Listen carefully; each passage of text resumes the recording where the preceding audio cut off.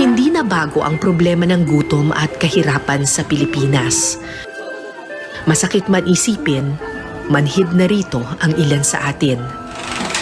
Pero habang may mga pamilyang nagsisikap na makaahon sa basura, wala tayong karapatang maging manhid sa problema. Ang kahirapan ay hindi dapat tinatanggap na lang. Isa itong problemang dapat nilalabanan.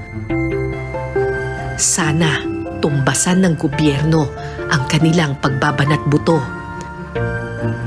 Dahil kung bibigyan lang natin sila ng tiwala at oportunidad, makakalaya rin sila sa pagkain ng pagpag. Ako po si Cara David at ito po ang Eyewitness.